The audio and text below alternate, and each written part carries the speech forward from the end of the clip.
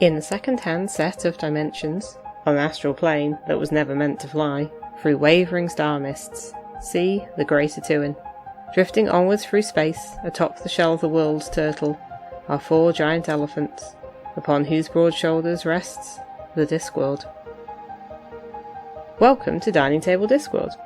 We're reading through the Discworld novels and discussing them at our dining table. Be aware there will be spoilers for the current book and others in the series.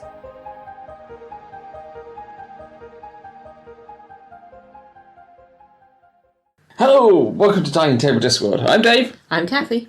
Today we're on book 18 of the Discworld series. We are at A Maskerade, published in 1995. So Kathy, what's our synopsis? Agnes Knit has left Lanka and its interfering witches and gone to Ankh-Morpork to find work as a singer. Using the name Perdita, she joins the chorus of the opera house and is asked to lend her impressive vocal talents to help another young lady who is more conventionally attractive. The long-established ghost of the opera house has recently become disturbingly murderous, and Agnes has theories as to his true identity. Meanwhile, Nanny is worried about Granny Revelwax, now Magrat is focused on being queen, and their trio's down to 2. So she's glad of Granny's help in getting her due from the unscrupulous publisher of her best-selling cookbook. If a trip to Ankh-Morpork means they run into young Agnes, then all the better. As the bodies pile up, the mystery of the ghost deepens, and much will be revealed before the fat lady sings. Excellent. What was your thoughts on it? Of the witch books, I think this and Equal Rights were the ones that I'd only read once. I don't think I'd reread this one very much. Although once I started reading it, I did remember sort of the rough shape of it. I'm not totally sure why. I don't think it appealed to me quite as much. I mean, I like Agnes' later books that she's in. Yeah, I think something about the opera stuff isn't a thing I'm big on, but also in the other books, you've got Agnes and Perdita, sort of that duology is a bit different, and it's kind of in its early stages. I mean, reading it again, it was enjoyable. It was quite fun, but I didn't kind of feel as strongly about it as I do about a lot of the other witch books. I'm wondering whether it's because it's just telling a story. I know we've talked about the Discworld series where perhaps it's riffed on things and railed against things. We do seem to come up with that sort of categorisation, and I think we almost have to insert a third one of him just telling a story, because I do feel like this one is him just telling a story. Which is fine. Yeah, it's an interesting look. I suppose it's an interesting look at the masks we wear, duologies in things, which we'll talk about. Yeah, duality is definitely a big part. It's like it starts with 3s, but then it's about 2s for most of the book. But that's it. It's telling a story. It's not really riffing on opera. The setting is an opera house. Yeah, but it's not like soul music where you had the kind of the music entity, and it was kind of and moving pictures where it was riffing off because opera is a thing in the Discworld. And I mean, well, the other thing I suppose would be theatre, like in Weird Sisters with Hwell and all the Shakespearean stuff. And I mean, part of me wonders if it's just that I get that better. But then you still like that. Although I suppose whether it's like your reaction to Small Gods, because that wasn't the thing you knew much about. And I mean, I think... But then Small Gods is obviously a massive exploration of all sorts of stuff about morality. So, and this isn't quite that. I think for me, I enjoyed the story. I enjoyed the characters. It's various amusing jokes. Yeah, it's great. Miserable Les. That's an operetta, as I understand it. Again, the specifics. I don't know too much about it. Has a beginning, middle, and end. It's a good story. It doesn't really move the meta plot a bit. I think it's more about Agnes. Yeah, and it's a good read. I think I only read it. This must be only my third time reading it or something like that. So it's not one I've gone back to either. It's certainly one I didn't mind reading and thoroughly enjoyed it. So I should do it on content name. Oh, well, do it now. Just to say, there is quite a lot of fatphobia in this book, but unlike the previous one, where it was very much just an unpleasant joke, this is kind of an exploration of it, but there is still a lot of it as an assumed baseline. And I wonder if that's put me off a bit. Possibly. Obviously, It was published in 95, which meant it was being written in the early 90s. And let's face it, fatphobia was everywhere then. Yes. We'll get into that, but that's not a thing I necessarily enjoy. Although, again, there is more nuance to it. But I don't know if maybe that's a bit you know. Possibly. But it's having a character I kind of quite liked, and other things kind of beating herself up so much. Yeah. But yeah, I think it's a good story. We see glimpses into more Ankh-Morpork a little bit, but not, massively. We get throwbacks to equal rights and slightly, yes. Yeah, but not massively. I mean, we don't really see Lanka. They seem to do this alternate thing where it's Lanka and then somewhere else, and then Lanka and then somewhere else. I suppose equal rights was a bit of both. So yeah, I mean, thoroughly enjoyable, but it's just telling a good story. Yeah. Okay, so what? So, well, as I sort of said before, the early part of the book talks about threes. I mean, you've got the whole witch thing, and I mean, I will say this is much more Nanny Ogg's book than some of the previous ones. Yes. While obviously one of the three in most of the books really comes to the fore in this one. But she actually considers, you've got the maiden, the mother, and the other one, although she doesn't eventually think crone. And so you've got that kind of, the triple goddess, threes for witches. And in fact, she thinks to herself, when you had three, you had one to run around getting people to make up when there'd been a row. Which is true. Which is what we saw in Witches Abroad. Yes, because that was... Nanny Oxford. Yeah, but I think sometimes it's Magrat that did that as well. But part of the idea is, Magrat's not even in it. She's just barely mentioned once, that's it. But... as we said, the book is very much about twos. It's about dualities. It's about masks. I think it's called Maskerade, but it's set in an opera. Yeah, so so we'll probably kind of go for that. I mean, obviously, Nanny and Granny do make quite a good two as well. Yes. I mean, obviously, for practical reasons, it doesn't work harmoniously, but they're very good double act through the whole thing. And then you've got Agnes and Perdita, which we'll get to. You've got the ghost and who he is, which we'll get to. But even you've got Grebo. Yes, very much. He's cat and man.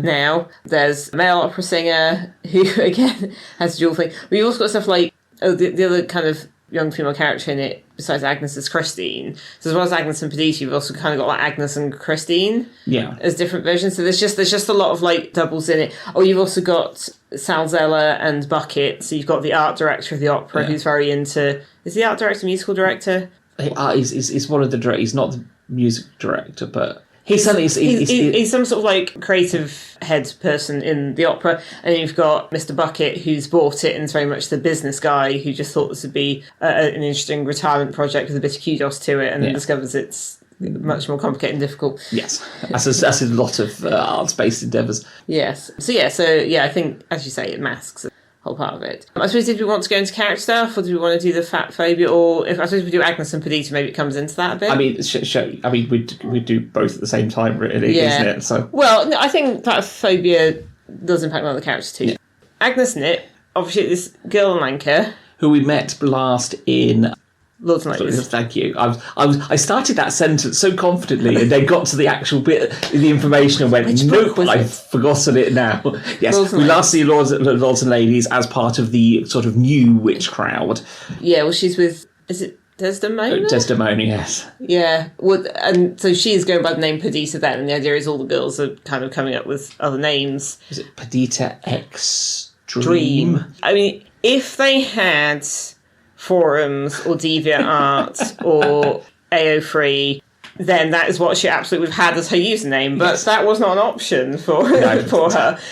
She's sort of sitting there, and there's kind of a brief thing when Nanny Ogg notices her, and it's a bit like, oh, she seems sensible, like she's actually got a bit of talent, like she seems like she'd be a reliable witch, rather than being quite so sucked into... I think Desdemona was had power, but didn't have the kind of witchiness, whereas Angus had talent, which is a slightly different... Yeah, but I think Agnes... I mean, you live in like a village, or in Lanca's case, a small kingdom, but it's basically like a set of villages. And you become known as like, oh, you're this one, and you want to break out of that. Yeah. That's understandable. I think very that's much, quite reasonable. But yes, so Agnes is fat, except she's never referred to as fat. There's always a lot of description. It's very expansive, and the joke would be, so is she. Or it's described extensively, and again. So it's the idea that she's obviously especially fat, but there's no description of her actual shape, because it's not like... that's a monoculture. People can be all different shapes within being fat. I mean, also at one point in the book, it describes Nanny as fat. Yes. But I think the idea is that she's just regular fat and, Agnes is something else. It's a thing people comment on, but it doesn't seem like it's necessarily a problem. There's a whole bit where there's sort of the narrative voice kind of expounds on in Lanka, like stuff about women being practical and like sturdy and that sort of thing. So, and again, this is supposed to be set in time before the current kind of industrialised Western world we're in, where fat is a problem, a bad word. And but I think the point is that particularly, and she's internalised a lot of bad stuff about herself. So then at one point, Perdita is described as every fat girl has a thin girl inside of her, which again, but that Perdita is it's the name she uses, but also that's maybe something inside of her. So she tries to go by Perdita X, but then people in call her Perditax, which Granny says at one point. But Nanny, in fairness, does correct her, because Nanny at least respects everyone's right to recreate themselves, which I think is very positive. Yes. And I mean, Nanny even thinks of her as being fat. But there's also the idea of having, she's got good hair and a good personality. And the idea is that these are mitigating factors. Oh, well, yes, she's very big. But she has a lovely personality and good hair. And obviously the voice. And this is the thing, we find that Agnes is incredibly, almost magically skillful. Well, I think magically too. So magically, her voice is literally magic. She can harmonise with herself. Yes. Well, multiple times. Yes. Well, there's also the Little Voice thing. Also, you remember the film Little Voice with Jane Horrocks, and because the idea she also has perfect, probably a bit like Tom John actually in Weird Sisters. She can sing it in somebody else's style, but she can actually do their voice. So this is why she's gone to the city to sort of reinvent herself and be a singer, and everyone calls her Perdita because she decided Agnes is a bit. I mean, she's like Agnes Nis. It's not, Well, I mean, there are worse names. So the fat phobia in this, I mean, obviously Agnes has internalised it, and the narrative has it very much for a lot of the time. And so when she's thinking about herself, there's this sort of idea that, at one point, that there's a whole thing about, whether any of the girls in the opera house are in danger from the ghost or anything like that. There's this weird idea that Agnes is that wouldn't apply to me. Or this idea that she thinks, she wouldn't be able to find a partner. Because she's so fat, she's somehow unlovable, which is obviously incredibly fat phobic and internalised fat phobia that people have because of the fat phobia in our society. Which actually doesn't really make any sense, because if you, look around, the street, the community, the world, plenty of people who are overweight, have partners, have love lives, have romances, are able to do things. Her thinking about herself is uncomfortable at first, although it does reach a point, as you sort of said. Yeah, so it's interesting that we get a lot of these, sentences about how fat she is without saying how fat she is. So it's actually around in our version. It's page 98. I think you're looking at about a quarter of the way through the book. Yeah, or a third or something. Yeah, and it's actually it's discussion between Mr. Bucket, Mr. Undershaft, who's the musical director, and Salazar, who's this kind of creative director, about how opera's sort of changed, how Agnes would be a perfect opera singer in the old days, and now but now it's the century of the fruit bat, and they have to move on. And in fact, and then Salazar says, it's amazing. Do you think she knows how fat she is? And at that point, all references to Perdita, Angus, size stop. Yes. Well, certainly in the narrative voice. And I mean, and I will say she's not actually in that. No, she's not. She's out of the room at that when he says that. But that's not the only fat joke stuff, though. But yeah, no. I mean, that's the key thing. I think it's been so well established. Okay, yes, we've got it. What I would say is, though, that Agnes is never shown to be unhealthy specifically. Because that's always the kind of concern trolly thing. It's like, do you know you're unhealthy? It's like, well, no, she can get through. She can get through where she needs to go. She's never seen as losing out of breath when she's climbing stairs or no. There's a bit where she's kind of going through basements and cellars, and there's no suggestion that she can't fit or anything. And yeah, actually, I mean, she's singing in a way that's obviously takes a lot of effort. Yes. And that's all fine. And yeah, there's not much about how her moving through spaces is a problem. I don't know about chairs or beds or anything. No. But part of me wonders if that is just Pratchett not necessarily thinking about stuff because it's not part of his lived experience. That was potentially. But there's also a thing at the end she ends up walking home to the mountains. I think there's this weird thing which is the kind of the way that people act like fat phobia isn't a problem because, they're just concerned. It's a health thing. It's like, well, lots of things are health things. You don't go up to every smoker and be like, that's bad for you, because they know. Yeah. But people feel like they can fat shame people to help them, and it's not helping them because shaming people is not a way to stop anything. Also, people are different shapes and sizes just naturally. At least with Agnes, it doesn't ever seem like it's about foods.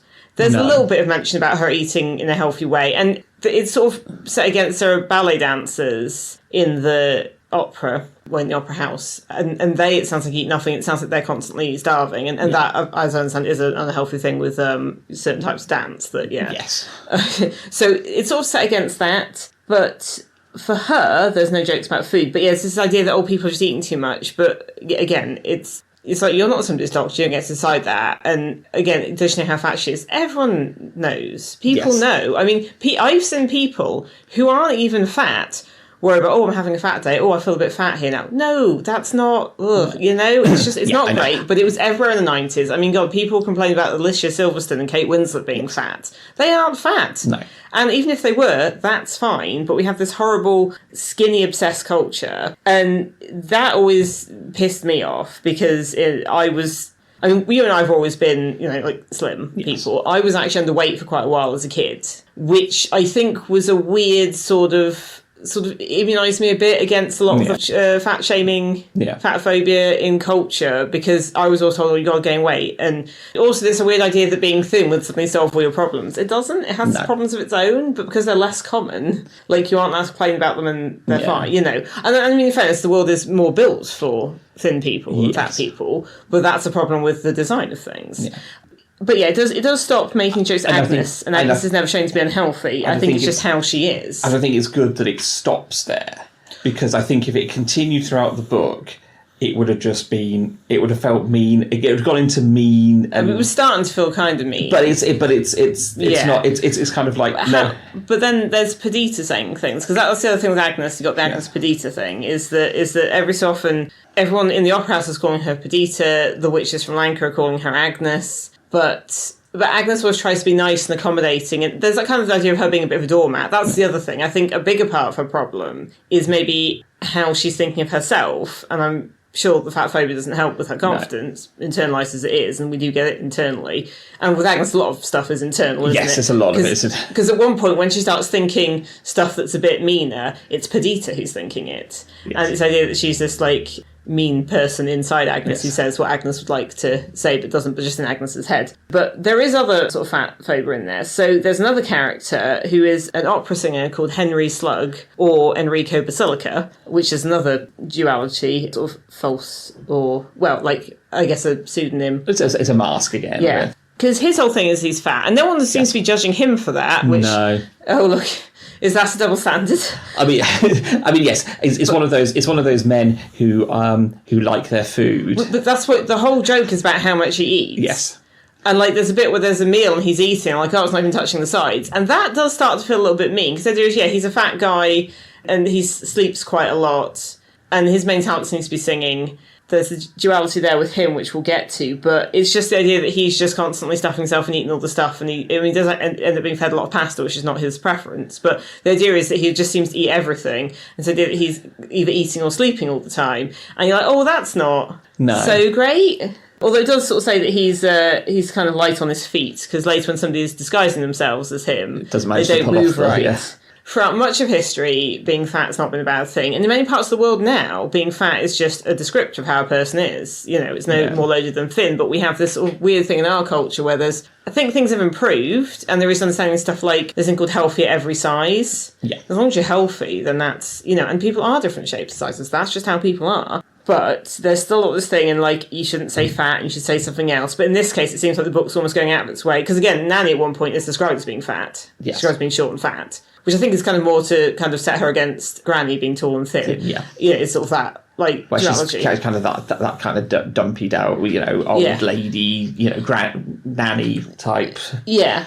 And at one point, Nanny's even thinking about Agnes being fat, but, which just shows, I guess, that, it happens at all levels. But yeah, there is nuance to it, and it is stuff from Agnes's point of view, and as you say, it does sort of stop at some point. Yes. but there are still other kind of some elements in it, and I think it's... And the food, the consuming tons of food thing kind of goes to Henry Slug, but that no one's kind of judging him for his looks or stopping him from having a role in the opera for his looks.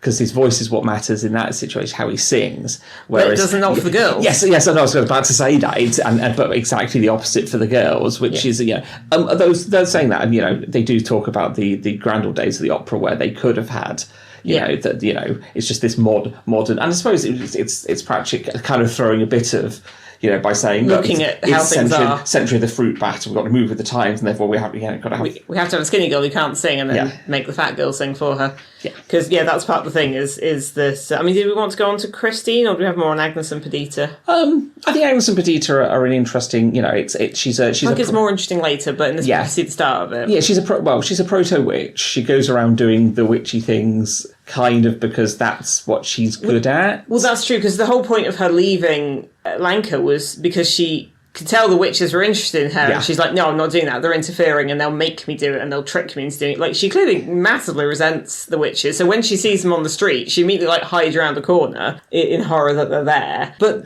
while she's in the opera, she's just supposed to sing in the chorus, and then she gets told, okay, sing for Christine, which she does. But then she sort of realises that something's happening with Christine's room. And instead of reporting it to anyone, she ends up getting involved, and then she starts investigating. Yes. And, she notices, there's a guy, tangled in the lines. But it talks about whenever she kind of runs across these things, you've got everyone else kind of going, it's the ghost, kind of, fainting. Christine's there fainting multiple times to make sure she's seen. Well, Agnes's whole thing is that she has a good personality, she's also very practical. Yes, but she also sees exactly what's going on. She does she's clear-sighted, yeah. Yeah, she is the witch in this role. She sees what's going on. Despite herself. Yeah, she's there checking, she's going and going, are they actually dead? Yes, they're actually dead. You know, and you pretty much see Nanny do the same later on with another body. It's like coming along, going, "Oh look, they're actually okay. Now you've got to come and help the body, get the remove the body." And kind of, she's fighting against what she's good at because I think she's seen it as a kind of the witch thing is a way to not. Is an option for her, but she doesn't want to be forced into it. Yeah, which is fair enough. We all want to do things on our own. Yeah. No, that makes sense. But you're right. She is very much showing the practicality. And again, you sort of almost see her slightly resenting that side of herself, like with she feels she has to be the practical one, and she has a good personality, and she's a bit of a doormat, and she'll do what people ask. And I think she doesn't like that about herself to an extent. And I think it gets tied up with how she looks as well. Yeah.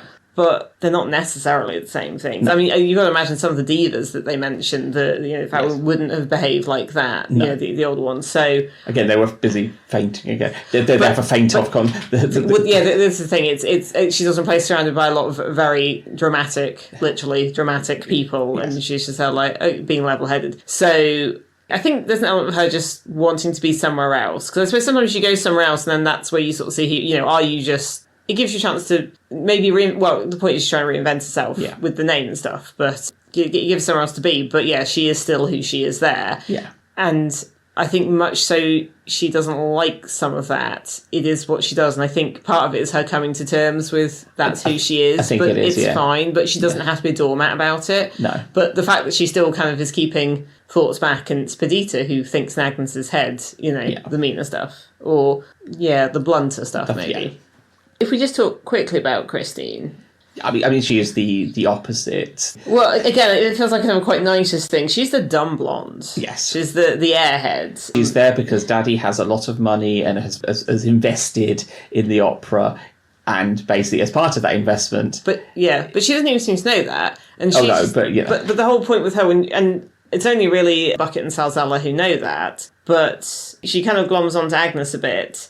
Well, because they're both new people at the same time. And they've got rooms next to each other. Yeah. But yes, the idea is that everything she says is this exclamation, and she has this little squeaky voice, and everything's exciting, and, But I saw a thing where Pratt said something about having difficulty writing female characters that weren't strong women. But I feel like Christine kind of puts that to lie a bit, because the point is she's purposely a bit like that. Yeah. But it doesn't... It feels a bit off, though, because it feels like it's sort of pitting these female characters against each other a bit. So it's like a duality, but not a great one. It's Christine's the pretty one, but she's got no talent, but we'll just, everything will be made easy for her because she's, conventionally attractive and skinny and blonde. And her father has a load of money. That's only mentioned at the beginning, and it's literally never mentioned again. I know, but I think... It is a factor, certainly. Yeah. But... and then catches the eye of the ghost. Yeah, because obviously it's based on Phantom of the Opera. Yeah. Which I'm only partly aware of. Yeah, and so the ghost sort of tries to teach her so she can sing the roles, but it ends up being Agnes because Christine just faints away. But there's also the idea that Christine is also very self-absorbed, and also dumb. So if anyone says anything she doesn't understand, it just kind of like goes over her head and she just kind of continues on. Or if anyone says anything that isn't really about her, she just ignores it. Yeah. You know, so Agnes will answer her question honestly and then realise that wasn't what Christine wanted. She just wants an opportunity that she could say something. Yeah. And Agnes kind of goes along with it. And Agnes is obviously kind of resentful of Christine, even I think a bit before she gets asked to, you know... Be her voice.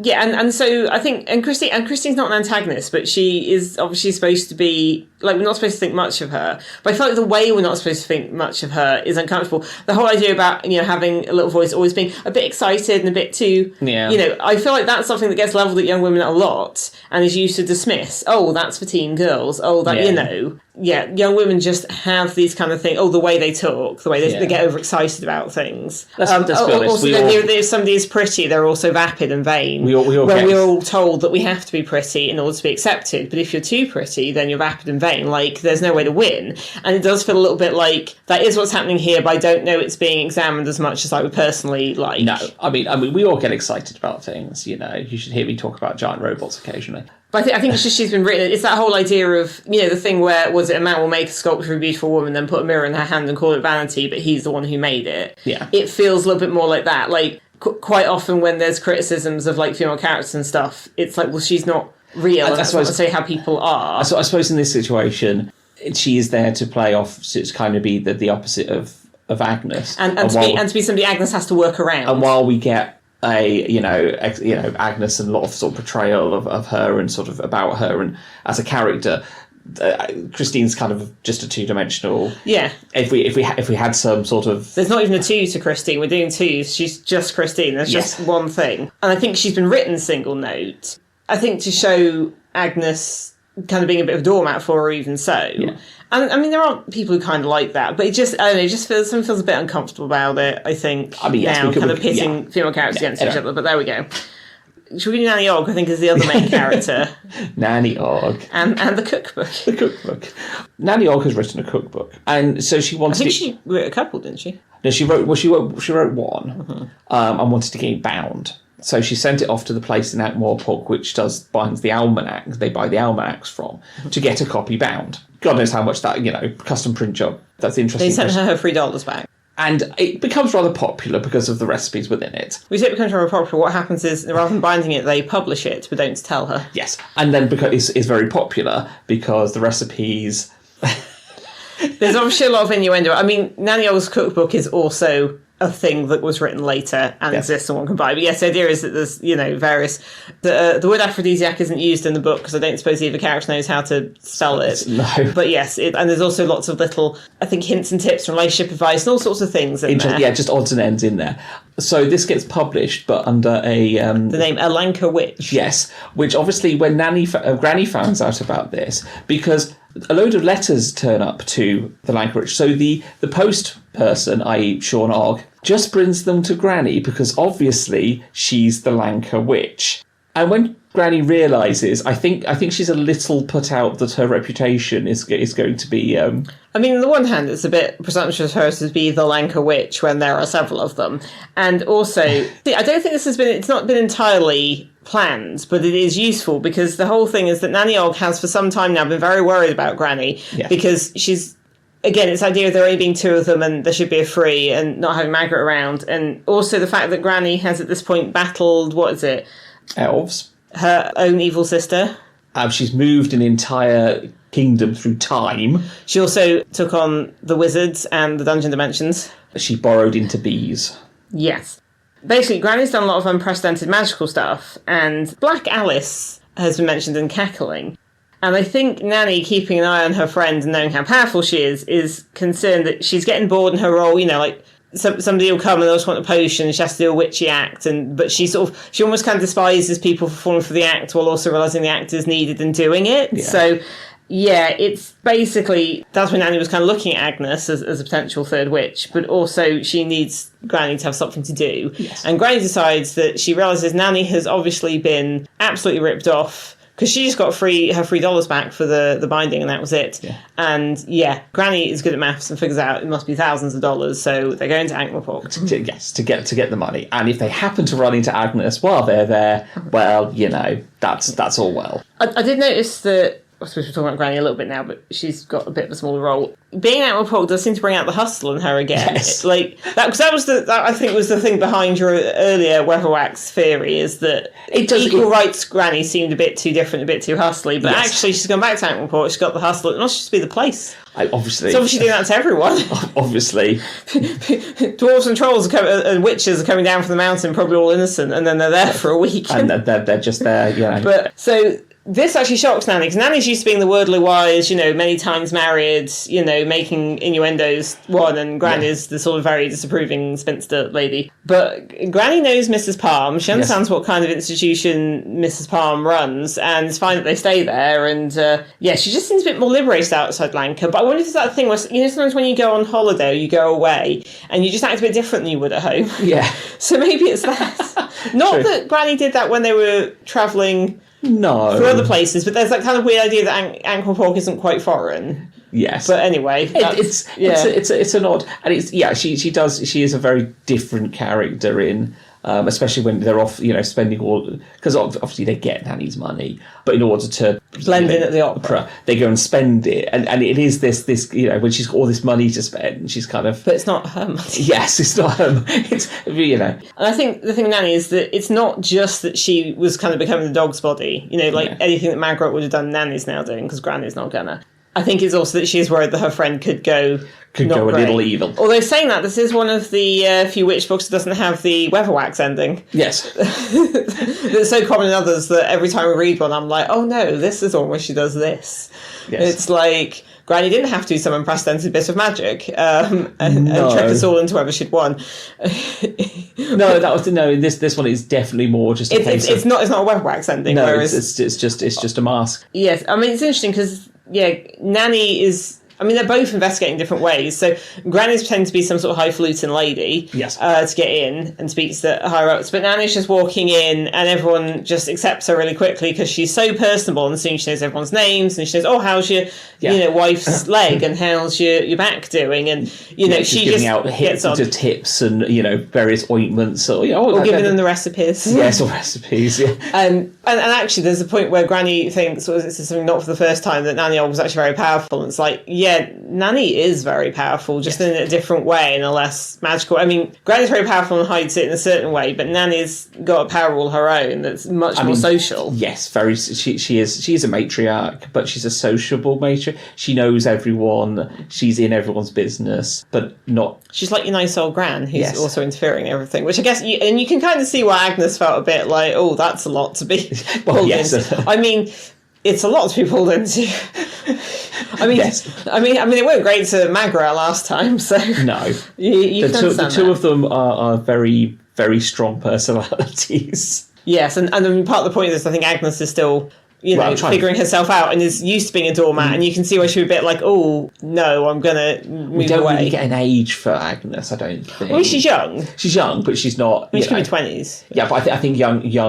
Yeah, I think at most early 20s. Yeah. I wouldn't put any higher than that, and maybe late teens, because again, you've got to remember this is a society where people are kind of growing up a bit earlier than I'd say now, or even when we were late kids. Teens is about right. Yeah. So you're kind of still finding the shape of your personality where you. Whereas with Margaret, I think she started off seeming quite young, and it turned out she probably was older than you thought. It was just so often in the company of much older people, she seemed younger by comparison. Yeah. Also, I suppose there's that thing where they move the country 14 years into the future, so who knows how old anyone is. Timey-wimey. History monks. That's later. But I think we just, get, again, a slightly different dynamic where...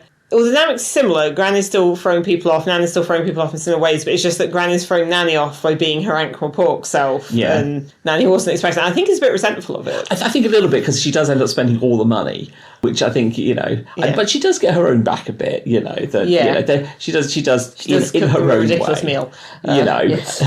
Not in a mean way, just basically, I think to show she can. She still has a little bit of power in the situation. Yeah. Well, I mean, she has quite a lot, though, because you think about it, she goes around kind of being conciliatory to everyone. Yes. That's how she... In a few days, Mrs. Ogg is just one of the people who's at the opera. I don't think it was days. I think it was hours. Yes, probably. Did you want to go to some of the other, I guess, charges with some of the male characters? Yep. So we've got Grebo. So Nanny obviously insists that Grebo comes with them. Oh, it seems like he'd be fine in Lanka, but all right. Since the end of Witches Abroad, where he was temporarily turned into a human man to infiltrate a ball. They're always trying to infiltrate fancy places, aren't they? do, But yes. they just stole some people's clothes then. But anyway. Yeah, I can see that being more difficult. So now there's a thing where sometimes if Gruber's cornered not happy, part of his, with the usual defence systems he's got, which I think is like being a horrendous, terrifying fighter, because there's the idea he could chase off wolves and bears and bulls. Yeah. But now he seems to have turned human in his arsenal because it's happened once. So every so often he turns Yes, this morphogenic male. field flips, and next thing you know is... We mentioned the human cat and now the dog's next door. yes, they obviously have heard. There's no real cats here. No. The idea is that Grebo's always Grebo, whether he's a cat or a man. It's just when he's a man, everything's more confusing and complicated, and he has to wear... Although they even get him a fancy outfit, including with an eye patch. Oh, yeah. But he talks oddly, so it's a bit kind of like a hissing sort of sound. He doesn't know many words. I think he's a fun character to have around. And add a little extra chaos to the mix. This is a very chaotic book. Like the whole... I mean, there's one book, there's like opera is chaos, and it just seems like it's constant chaos. The show must go on. Yes, but just chaotic stuff happening all the time, even before people start being murdered, which, again, you think more people have been like racing out of there, but they don't. The show must go on. Yeah, it's just something bigger to, I guess, faint and have histrionics about. Yep. But Grebo, much like Nanny, ends up kind of establishing himself, so he's in the kitchen a bit, and then it's sort of some characters, it's sort of how people react to him as a cat. And, yes. We'd already mentioned Henry Slug / Enrico Basilica. So Henry Slug was, I think, a working class boy from Ankh-Morpork who had the talent for singing, and then became an opera singer, but it's always better if you're from somewhere far away. So he came up with the name Enrico Basilica, who's from Brindisi, which I guess is Discworld, Italy. Yep. So he pretends he doesn't know Morporkian. Yes, he can't speak Morpork. He has to have... So he has a translation, even though he does know it. But Nanny and Granny end up meeting him in the coach, and he's sort of like quietly, they help him out, and he's like, "Oh, you've earned my thanks, but don't say my name." And then later they realise he's pretending. And at one point he's singing music hall songs, and then as soon as somebody's near, he suddenly switches into Italian opera, which I'm sure is references something. Because there is mention of music hall stuff in this a bit. Yes. The idea that Henry moves away and then he's having to constantly pretend, and I think even his translator... The interpreters know. Yeah, it's the idea that he's made this persona for himself in order to become this famous opera singer, to do what he loves, but he can't do it as himself. He has to do this as... It's this, and everyone keeps bringing him plates of pasta, and he hates pasta. He clearly eats it, though. Yes. But he does want potatoes and... He just wants dumplings. good old Ankh-Morporkian food, which I think is your classic stodgy British... Oh, yeah. Fair. I mean, a lot of words mentioned, they all sound like stodge. Yeah. I mean, stodge can be good, but, But, yeah, so that's kind of a bit of a duality thing. There's also the fact that, again, part of the idea that's mentioned in this is that plotlines in opera don't make any sense and they're all a bit silly and all these weird coincidences. I get the impression it's like even more so than Shakespeare. Not that I'm somebody who knows much about opera, but at the end, a slide thing is that there's a guy who's trying to go up in the world in the law firm he works in, so he's brought his mother to the opera. He got tickets from one of the partners, so he's brought his mother to the opera. And his mother who loves music halls. Yes, and she's like, why isn't this like the music hall? And then, because this thing, obviously opera is supposed to be a very high class, but Pratchett references other stuff. So there's one bit where she says, seeing somebody sing the song, she sits among the carrots and leeks, which is a reference to an actual musical song that she had a song called She Sits Among the Carrots and Leeks. And she thought that was a bit rude, so she changed it, she sits amongst the carrots and peas. this lad called Henry, is trying to go off the world, but has brought his mother along because, again, he's one of those people who doesn't seem to know other women. And then at the end, it's revealed that the mother is actually the girl that Henry Slug left behind, and always thought he'd go back to, but never did because of his opera, and that presumably, therefore, the sort of social climbing like law firm lad is actually his son. Yes, because it's like as you hear them going off together, and she said, "Henry, you know I told you that your father was," and he's sitting there with basically he's ordered a pamphlet on what the plot for the opera is, so that he can make sure he understands what's going on, and then he's also got a thesaurus basically next to him as well to a dictionary to look up the words he doesn't understand. Yes, yeah. Oh, and also the idea of how ridiculous it is that all this stuff's happening on stage and all the audience are going, "Is this the opera?" Yes, this will be the opera. That's right. Yeah, the opera's this includes a chase over the chandelier. Yes, the giant chandelier. Everybody's looking at and expecting to fall throughout the thing, which is fair enough. It was a giant chandelier, and that's kind of your.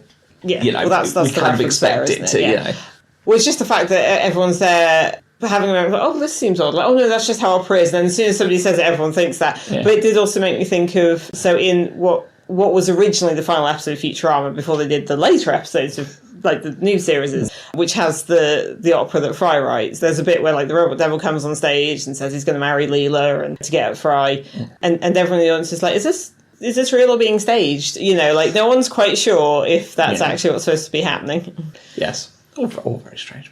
Right, other characters, other duality characters. Well, I suppose we have Salazar and Bucket or the Ghost. Well, we could do Salazar and Bucket, you know.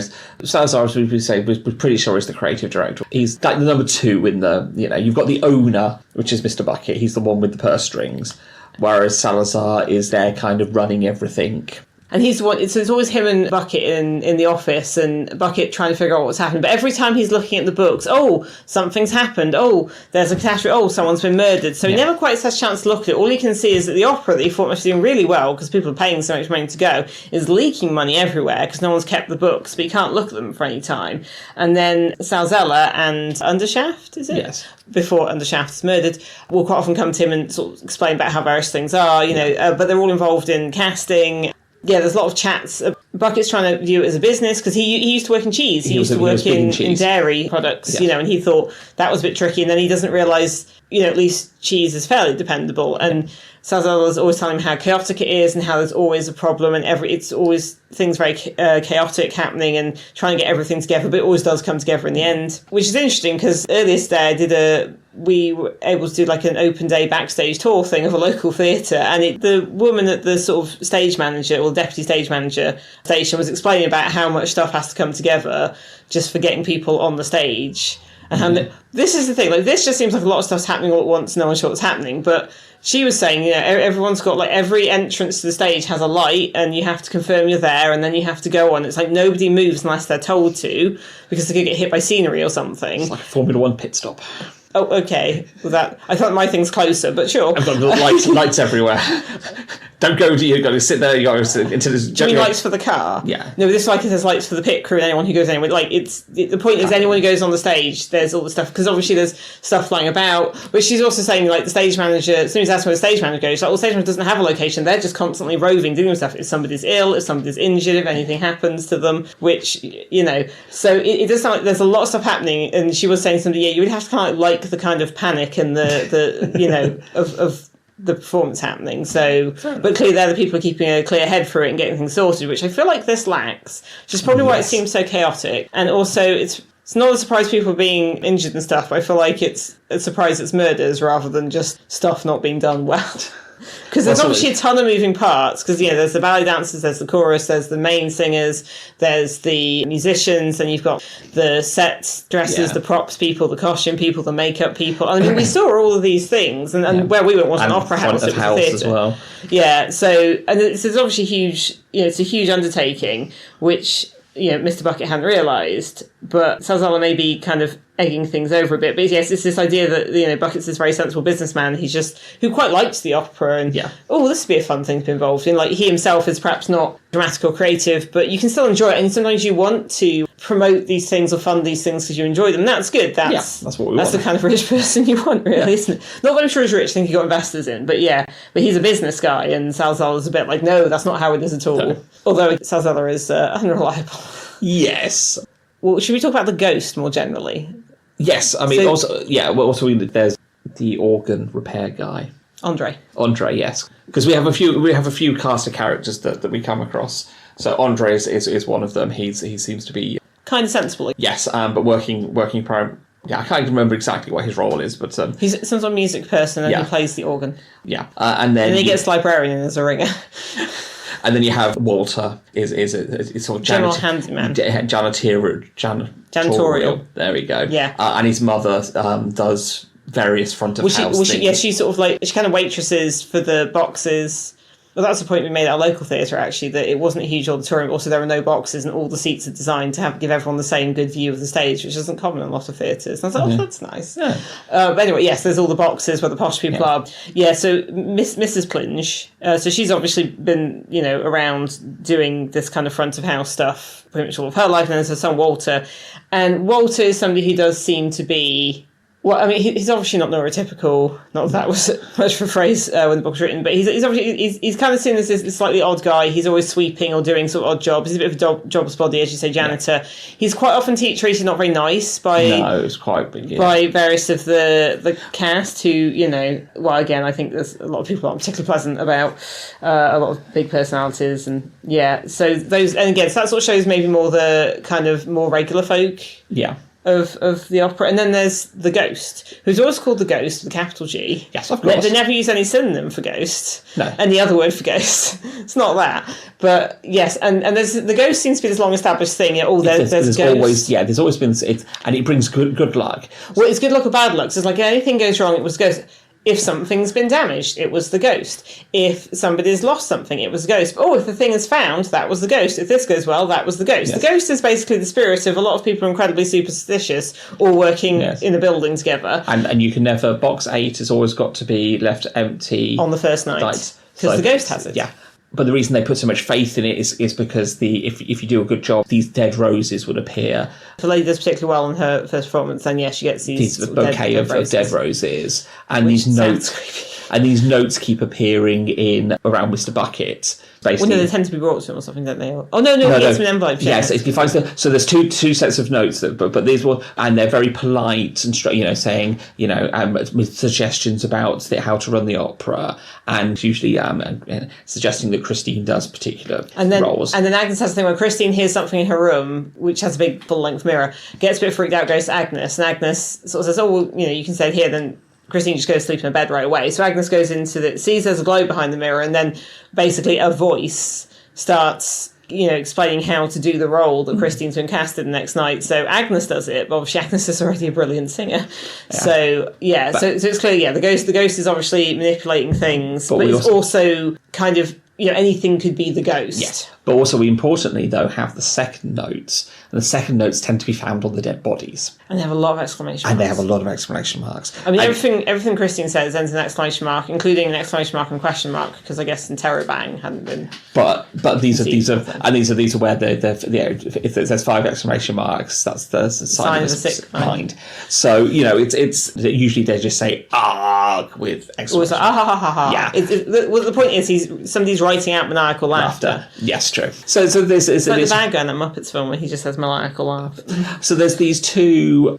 There's a duality in the Ghost. The murders have only started reasonably recently. Yeah. So there's the side that is the Ghost, the killer Ghost, but then there's also this opera Ghost. Ghost who seems to just be part of the place and then turns murderous, or does it? Because yes, it's that duality thing. And there's a bit later on. So the Watch are called. The Watch had already been aware. They are called. So Corporal Nobbs and is the detritus a sergeant at that point? He's still corporal. I can't remember. The detritus are there, looking very obviously like watchmen, but supposedly undercover. Because the detritus is still wearing his badge. And actually, Nanny talks to Nobby, which I had forgotten, and that's kind of Nanny's talking to the Watch. That's kind of fun. But yes, this idea that they're the most obviously watchmanish, watchmen tending not to be watchmen people that you could have, which then is a decoy from it's Cable Street Particulars, isn't it? Which is a new thing we've heard of, but basically Vimes having some sort of undercover unit that need to investigate stuff without obviously being watchmen. Yes. Which is interesting, but at least I'd sort of forgotten this is where that started. Yeah, because you got these handful of characters in the background, so obviously someone has to be the Ghost, and I think they're playing up Andre to be the Ghost for a long time. This is the thing, when Agnes is looking around and noticing things and being level-headed, Andre also seems to be doing that. And there's a bit where Andre he's kind of want to spend time with her a little bit. And I wasn't sure if it was going to be something romantic, although Agnes is obviously a bit, wary about it. But it's just that he seems to be kind of... I mean, Agnes is sneaking around a bit. Yeah. And that's how because she hears singing from the stage, and there's hardly anyone about. So then she has a theory about who the ghost could be, and everyone says, "Oh no, it can't be that." And then for a bit she thinks it's Andre, but then what we discover is that Andre is actually a policeman. He's this Cable Street guy, so he's actually investigating, whereas Agnes is just doing it out of the natural curiosity of someone destined for witchery. Yes. But there's a bit where, after Andre's revealed who he is, and he's talking to Granny and Agnes, and he's sort of going through things, and says, "Oh no, well, it can't be that guy, because the ghost's been seen at the same time as him." And Granny asks him how he recognises the ghost, he's wearing a mask. And Granny looks at him and is like, "Just think about what you're saying. You recognise him because you can't see his face."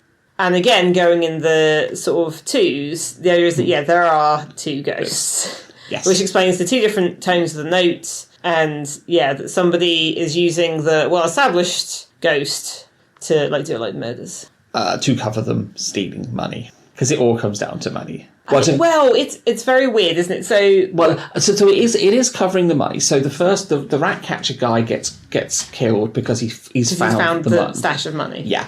What about the guy who was in the flies and was almost killed but not quite? I think you don't want the spot to... because the music director guy gets killed because he goes into the wrong room and sees who it is. Yes. And there's a lot of stuff the practice does with kind of theatricality and sleight of hand. So there's a bit where they find the guy's glasses, like, well, where's he? And then they just all look at the double bass case, because that's the only thing big enough to put a person in. And there's a moment they're like...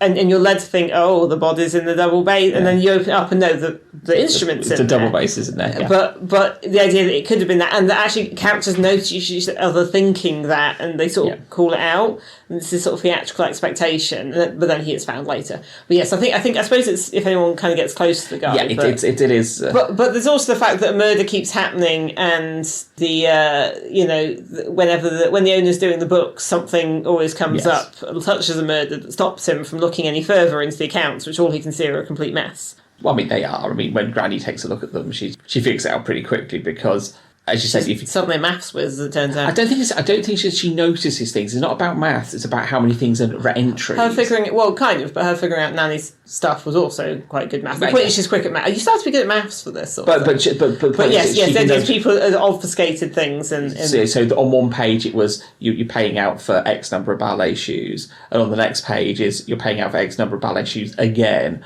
or it's just there are multiple entries, but they're over the page and things. So money has gone. That's where all the money is going. Most of it is being secreted away in the basement.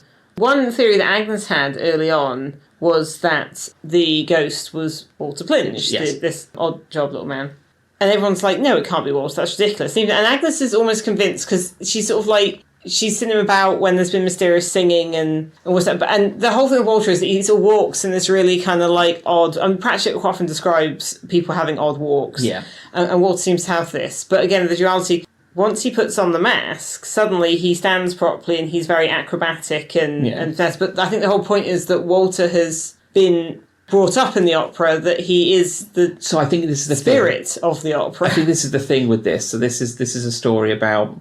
So there's not really magic in this, despite the fact that the ghost can do some very impressive physical things, but because that's almost in the theatrical. This is again perhaps another example of on the disc where expectations of things happening belief of stuff, yes, as kind of built up again. And Walter has lived. Has been born and raised in the opera. He spends in the opera house. Yeah. Yes, he spends his time in the basement amongst the sort of the dead scenery and props. I mean, he's got... There's a bit where it shows that he's writing all these ideas, and then Pratchett just writes things like several different musicals. Yes, and I mean some musicals are operettas like Les Mis, but then there's stuff about there's stuff suggesting stuff like Singing in the Rain a bit. And, there's something, but but the idea is this: he's become, yes, you're right, he's embodied that spirit of opera. He is the opera. Which I find is quite interesting, that and again, once he puts on the mask, he changes from this mild mannered. So rather than throwing his glasses away, he's just putting mild. I mean, he must save on glasses. Well, yeah. Well, no, there's a thing where you actually eventually see the mask go on and he completely changed posture. But there's a thing. I think it's a story by David Bowie where. He said something to a kid who wasn't very confident. He said something about wearing a mask all the time. It's like, here you go. And he sort of minds taking off a mask and putting it on this kid. But it kind of goes to that headology thing. I mean, for David Bowie and masks, I mean, that's huge. I mean, I think it is. I mean, it is an interesting idea that we had, how people wear masks. We all wear masks in some respects. Yes, yeah. But it's just a very different... Very literalised version of it. And again, the whole point of stuff like the opera or theatre, they do say a couple of points how it's different to theatre, but, performing arts is that, a lot of it is creating illusion. And again, we saw some of that today. They were talking about painting the scenery and saying, well, it doesn't have to look good up close, but you need to be able to go back and see what it looks like from, past the stage and with the lights on it. And so... Yeah, it's very Dionysian. But I think, and you definitely see that at the end, this dramatic ending where everyone's They're all on stage, because it happens on stage in the middle of an opera, of course, yeah. you know. And it turns out that in the end that it's Salazar is the one. Yes, Salazar was doing it, which is not surprising, because he was often very mean with his humour. You know, like he made a lot of... He was the one that says about how fat Angus is. Agnes is. And so, but there's various points where he's making snide sort of little comments about people, and then when there is a murder, he's quite often the one who makes some sort of little quip about it, and then somebody else will be like, well, that seems in poor taste. Yeah. So he was really kind of quite an unpleasant character, although he sort of seemed to have become a confidant for Mr. Bucket just because he was about, but he kind of inveigled his way into that. But yes, he's the one who's been skimming the money off, although for some reason he never ran away with it, which is weird. By the sounds of it, he had a really lot of money down there. He could have just gone. Yeah, I don't know what he didn't know where to cut his losses. Well, I think it's that he's also part of the opera. This thing, because he seems very scornful and scathing about how the opera is and how silly everyone is and how they're all so dramatic and such chaos. But I think he's just a messy bench that likes drama. Yeah. To be honest, because he does seem to kind of thrive on it. I think he enjoys rising above it and being the one who's very scornful, looking at everything, but also like doing murders. But I think the money was probably just a way of keeping score. Yeah. To be honest, I think this is the thing. The motive. This thing. The end is very silly. Well, it's all a bit silly and all a bit over dramatic and stuff. But I think the point is it's mirroring an opera. Yes, I mean because they end up having this big fight on stage between the Salazar and Waterpinch as the ghost. But at no point, but it's all stage fighting. At no point that they're just there hitting their swords against each other and making and we get the granny bit where Walter's mask gets broken and she basically kind of puts the invisible mask on, then so that you can that's why I thought the Barry story and then but in the end Salazar gets run through, and by run through it means the sword goes under his arm because it's stage fighting, and he goes and basically he takes a good 5 minutes to die because it says earlier on it's like people in opera is killed by something allows them to sing for 5 minutes. And it is just silly. I mean that's kind of the thing in some Shakespeare stuff. That's always my problem with the end of Othello, because when I was studying Othello in sixth form, I was also working as a lifeguard, and you perfectly well, it's like if you can breathe, then you've not been killed. And obviously at the end, in fact, right at the end, you have the Henry Slugg's family reunion, which is very dramatic. Brief, but it's kind of filling that opera. And you get this satisfactory ending where kind of everyone gets, Mr. Bucket will now get an opera, that actually runs in some sort of business-like manner. Because Walter is now, Walter as fully as the ghost will be able to help him, but actually out in front rather than hiding away and having this sort of double. Henry Slug will go off and have a happy life and hopefully get to sing, as much as he likes. You presume most of the people, in the opera don't really know how Christine's going to come out of this. She'll probably just be fine. Yeah, but she will. Yeah, Nanny and Granny head back to Lanka and having spent a small fortune. Yes, with nothing much really to show. Having gained and then spent a small fortune, but mostly on schemes. And although the thing is, had either of them gone back to Lanka with that money, it probably would have upended the entire economy. Sometimes if an individual gets too much money and then takes it somewhere, it literally causes. That's happened multiple times in history. Nanny was very happy with her $3 back, and she stuck it in a box in the chimney. She was several chimneys for her. She wasn't going to, the idea of what to do with the money. She didn't really, And we get a bit where Granny is talking to Agnes about what she's going to do next. But it's very much not, you can do it, not you must come back and be a witch. It's like, just do what you want, you can. And, obviously, eventually, Angus does make her way back to Lanka, visits Granny and talks about it, but it's very much like, you could, do us a favour and just air out Magrat's cottage, you can. And this is what Agnes wanted to avoid. She knew she'd be manoeuvred into it, but I think because she knew that was going to happen, her coming back shows, she knows it's going to happen, so it's kind of her giving some sort of assent to it rather than just being bullied into it. She has the agency of it rather than you will do it. Anyway, I think we should start wrapping it up. I would like to say we do get a brief librarian interlude in this because there's an organ. This being an organ which is either a prototype or an offshoot of the organ from the. It was also a Bloody Stupid Johnson. Yes, it's the Bloody Stupid Johnson organ. And he was talking, and it's just this idea, this giant, ridiculous organ, and the orangutan playing it during the opera, and very upset that it doesn't have the chicken noises, and the... he'll have to make do without the extra. Yeah. Which I always like to see the librarian in things. I mean, enjoying the arts. Like you say, it's telling a story, and I think it's riffing off of a load of opera stuff. I mean, there were various things that obviously felt a bit like they were references to things, but not like it wasn't packed full. Like, it wasn't like moving pictures, all soul music. It wasn't an opera joke for around every corner, unless of course it was, and we just know nothing. We know nothing about opera, so it just. I'm not big though. There are bits I sort of reference, or something where I'd sort of see something like, I think that's a reference to something. I think that he referenced the things that people knew about. So it was the Ring saga, and with Valkyries with the horned helmets gets a mention, and a few things like that. But I feel like my knowledge of opera is mostly that Bugs Bunny cartoon, which may and that episode of Futurama. I mean, and the fact that he also, he references musical stuff, which we'd slightly more, even though that's a much deader art form. We also get a bit of stuff about printing, though, as well. Sure, yes, we do. So, we might mention that in Ankh-Morpork, because obviously Granny feels like she sent it to printers or engravers. There's a bit where it says that movable type isn't allowed because the wizards don't like it. Yeah. Which, okay. But engraving is fine. So the point is everyone's doing kind of like a wood cut and then pressing it. So they do have presses, but they have to be engraved. But they must also have cheap paper. Yes, because they talk about the almanacs, which everyone gets, the Lanka gets every single year.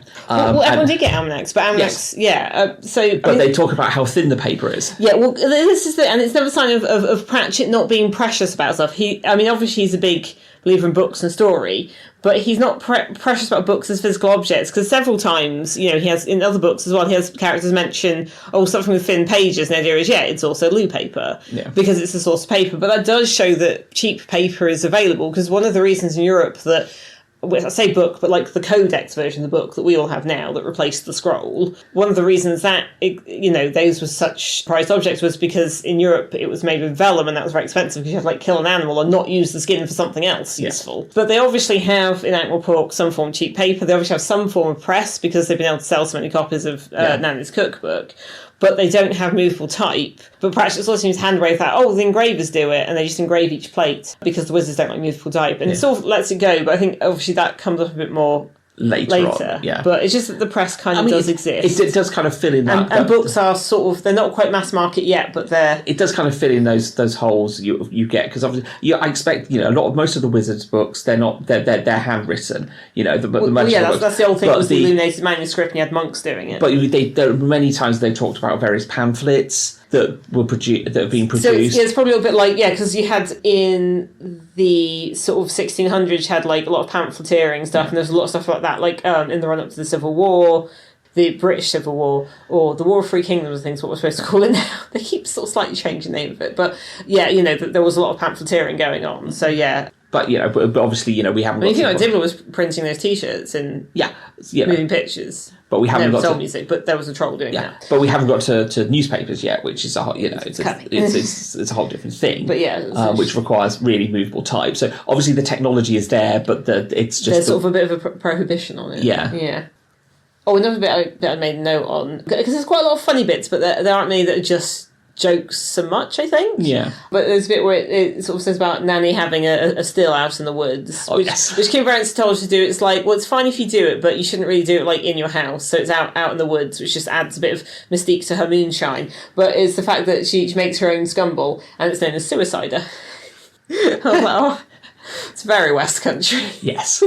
But there we go. So I think we have enjoyed this one. Mm-hmm. I think it's definitely a nice light relief after the last one. Yeah. So I think we're quite pleased with that. So, and I think it's another solid Witches one. It's a good solid one. I think it just hasn't stuck out as much as some of the others, I think. But no, it was quite fun reading it. I think it's also low stakes for Witches, really. Again, Growing Weatherwax hasn't had to use some sort of incredibly impressive magic against some sort of opponent that thinks they've got her. Yeah. So, but as you say, it's less of a magical book. So. Yeah, it's kind of so. But yeah, so that's good. Right then, so next time we'll be talking about Feet of Clay. Thank you all very much for listening, and we'll catch you next time. Thank you for listening to Dining Table Discworld. You can find us on Facebook at www.facebook.com/Dining Table Discworld. You can also find us on BlueSky at dtdiscworld. All our other contact information and credits for our music can be found in our show notes. Thank you for listening again, and we'll see you in our next episode.